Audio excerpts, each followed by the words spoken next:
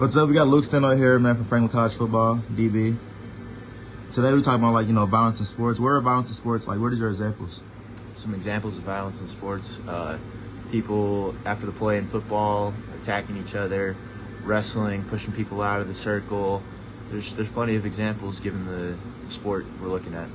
Yeah, I feel you. Do you think football is a violent sport? I do think football is a violent sport. I think it's controlled violence, but I do think it is a violent sport. I think it's meant to be a violent sport. You strap up in a helmet, shoulder pads, all these different pads, go out, hit each other at full speed. It's definitely a violent sport. Okay, what is the most violent sport you played? Either football or wrestling. Although lacrosse is up there in the list too, because lacrosse, you're whacking people with metal sticks, you're running at each other full speed with pads on, still hitting each other. But there's the stick aspect, unlike football. I think wrestling can also be a very violent sport because it's literally you versus another person, and it's a battle of wills. It's a battle of your will versus their will. Who's going to win? Even if you don't have the strength advantage or the skill advantage, you can still win off will in wrestling. You think wrestling's like more of a mental, physical aspect of of the sport? Honestly, I think wrestling is a spiritual sport. Because like I just said, you can have worse technique than somebody, you can be weaker than somebody, and you can have a stronger will than them and still win the match.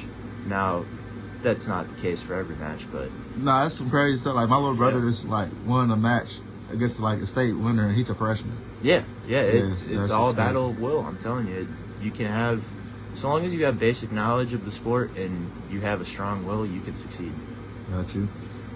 Do you think violence happens in sports from having a poor mindset, a poor mental?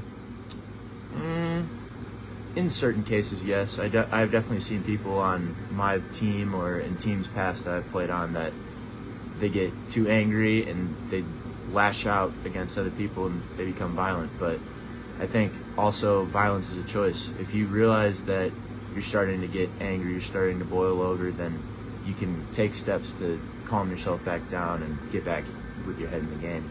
Now, I think it's a mixture.